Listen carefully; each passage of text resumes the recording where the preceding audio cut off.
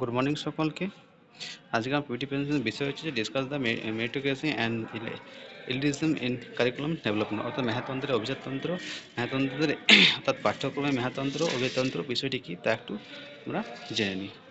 তাহলে ভূমিকা ভূমিকা হচ্ছে যেটা পাঠ্যক্রমে মেধাতন্ত্র অভিজাততন্ত্র কিন্তু একান্ত জরুরি, অর্থাৎ তাহলে একটু দেখে নিই।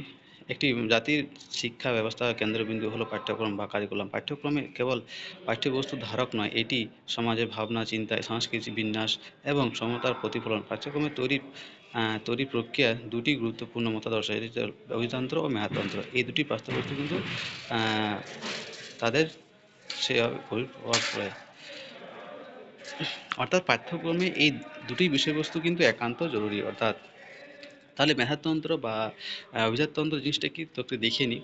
সেটা হচ্ছে মেধাতন্ত্র। মেধাতন্ত্র জিনিস বিষয়টি হচ্ছে যে এক কথায় বলা যায় যে মেধাতন্ত্র বিভিন্ন মেধার দিক থেকে বা যোগ্যতার দিক থেকে সেই জিনিসটাকে নির্ধারণ করবে। অর্থাৎ তাহলে তার বিষয়টি হচ্ছে যে মেধাতন্ত্র একটি এমন মতবাদ যেখানে বিশ্বাস করা হয় যে মানুষের মেধা, যোগ্যতা ও পরিশ্রমের ভিত্তিতে তাদের স্থান নির্ধারণ করা হওয়া উচিত।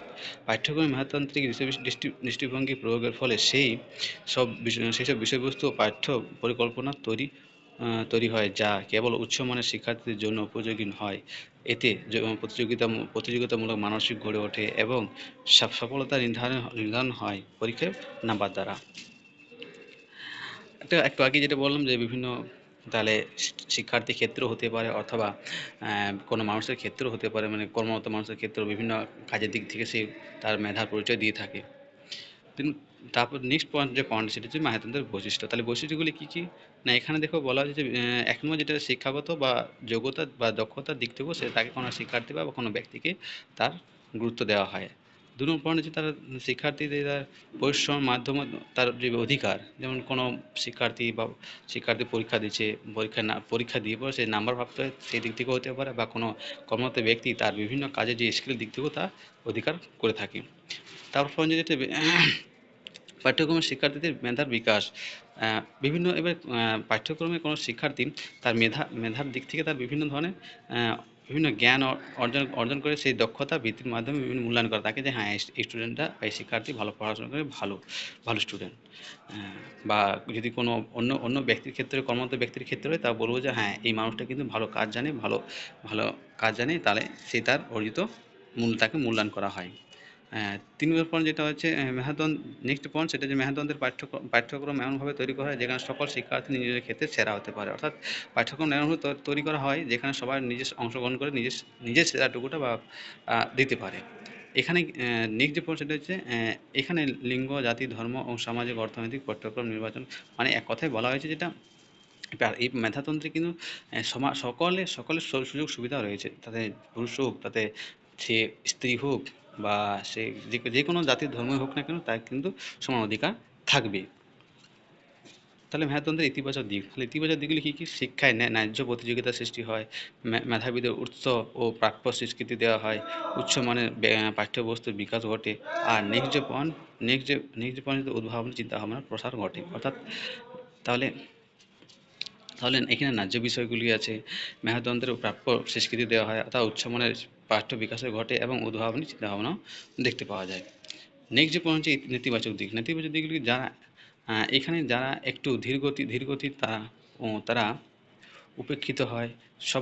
সব শিক্ষার্থীর সমান সামাজিক ও আর্থিক সুযোগ নেই নেই ফলে প্রতিযোগিতা অসম থাকে এবং আর্থিক বা সুযোগ সুবিধা সেখানেও সেই দিক থেকে পিছিয়ে থাকে।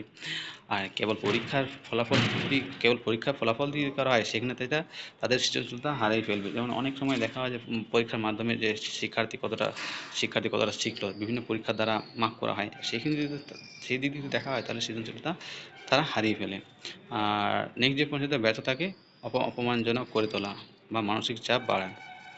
হ্যাঁ, তুমি পারছো না, তুমি পারবে না, এসব দিক তাকে মানসিক চাপ বাড়িয়ে চলে। নেক্সট যে পয়েন্ট সেটা অভিজাততন্ত্র। তো অভিজাততন্ত্র কি? না, অভিজাততন্ত্র এমন একটি বিষয় যেখানে যেখানে যাদের অনেক টাকা পয়সা আছে, বা উচ্চ শ্রেণীর মানুষ বা উচ্চ ব্যক্তি, তারা সেখানে সেই পাঠ্যক্রমে পাঠদান করে থাকে।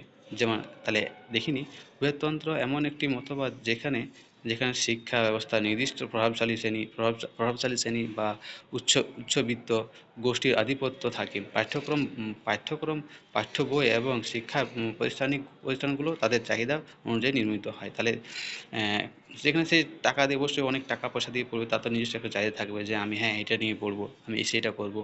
এবং এবং সেই উল্টো দিকে যদি সেটা মেধাতন্ত্রে দেখা যায়, সে কিন্তু তার কিন্তু কোনো নির্দিষ্ট কোনো মানে এই যে পাঠ্যক্রম চাহিদা নির্বাচন থাকে না, যেটা নিয়ে পড়বে সেটা নিয়েই তাকে পড়তে হয়। নেক্সট যে তাহলে অভিজাততন্ত্রের বৈশিষ্ট্যগুলি কী কী? যেমন বলা আছে যে পাঠ্যক্রমের গোষ্ঠীর মানুষ বিভিন্ন সুযোগ সুবিধা লাভ করে, সাধারণ মানুষ সেখানে নির্ধারিত হয় না, মানে সেখানে অংশগ্রহণ করা খুব একটা আর্থিক দিক থেকে পিছিয়ে পড়ে। ২ নম্বর শিক্ষাক্ষেত্রে অভিজাত শ্রেণীর সন্তানরা ভালো স্কুল, এছাড়া ভালো যেমন বিভিন্ন সেই শিক্ষাক্ষেত্রে অভিজাত যে সন্তান হয়, তারা বিভিন্ন ভালো ভালো স্কুলে পড়াশোনা করবে। যেমন আমরা দেখে থাকি যে বিভিন্ন প্রাইভেট কলেজ বা প্রাইভেট স্কুল অনেক টাকা পয়সা লাগে, সেখানে কিন্তু সেই সব জিনিসগুলো।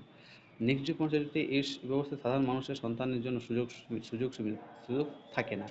বিভিন্ন মিডল ক্লাস বা গরিব মানুষ সেখানে কিন্তু অংশগ্রহণ করতে পারে না, আর্থিক দিক থেকে তারা পিছিয়ে পড়ে। আর লাস্ট যে পয়েন্ট সেটা হচ্ছে অভিজাততন্ত্রে পাঠ্যক্রম সাধারণত সমাজের উচ্চ শ্রেণীর মানুষের চাহিদা অনুযায়ী তৈরি করা হয়, যা সকলের জন্য উপযুক্ত হয় না। যেটা একটু আগেই বললাম। ইতিবাচক দিক, তাহলে ইতিবাচক দিকগুলি কী কী? আন্তর্জাতিক মানের পাঠ্যক্রম তৈরি হয়, উচ্চমানের গবেষণা ও উন্নয়ন সম্ভাবনা হয়। নেক্সট পয়েন্ট যেটা, বিশেষ শ্রেণীর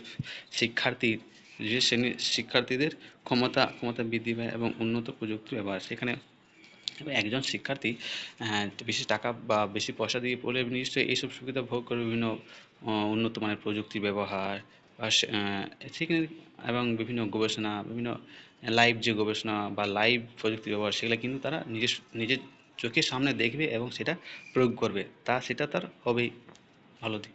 এবং নেতিবাচক দিক বিভিন্ন ওই যে টাকা পয়সা বা আর্থিক দিক থেকে বিভিন্ন গরিব মানুষরা, এইসব গ্রামীণ শিক্ষার্থীরা সেখানে পিছিয়ে পড়ে। আর এইসব যেমন নেক্সট পয়েন্ট, এটা বিভিন্ন ভাষার দিক থেকেও, ভাষা বা সাংস্কৃতিক দিক থেকে অবহেলিত হয়। যদি কোনো স্কুল বা কলেজ সেখানে কোনো নির্দিষ্ট ভাষা নিয়ে থাকলে সেটা অন্য কোনো ভাষাকে প্রাধান্য দেয় না। আর নেক্সট যে পয়েন্ট সেটা বাণিজ্য, এটা একটি বাণিজ্যিক বিষয়ে গড়ে তোলে। যেমন টাকা পয়সা অনেক, যেখানে বেশি টাকা পয়সা সেখানে আরও বেশি শিক্ষা উন্নত হয়, সেই দিক থেকে বাণিজ্যিক দিক থেকে হয়ে পড়ে।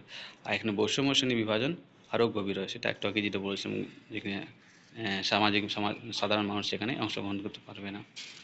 নেক্সট যেটা, তো উপসংহার কি তা দেখে নিই। পাঠ্যক্রম বিকাশে মেধাতন্ত্র অভিজাততন্ত্রে প্রভাব অস্বীকার করা যায় না, তবে একটি ন্যায়সঙ্গত, অন্তর্ভুক্তমূলক ও শোষণমূলক সমাজ গঠনের জন্য এমন পাঠ্যক্রম প্রয়োজন যা সকলের জন্য সমান সুযোগ তৈরি হয়। শিক্ষা আসল উদ্দেশ্য হলো মানুষের সার্বিক বিকাশ, এবং সেই লক্ষ্য অর্জনে এই দুই মতাদর্শের সমালোচনা বিশেষ জরুরি। তাহলে পাঠ্যক্রমে কিন্তু এই দুই ধরনের দরকার, মেধাতন্ত্র ও অভিজাততন্ত্রের। সেখানে যার যেমন ব্যবস্থা, তার তেমন সে তেমনভাবেই পাঠ্যক্রমে পাঠ্যগ্রহণ করা হওয়া উচিত। ধন্যবাদ।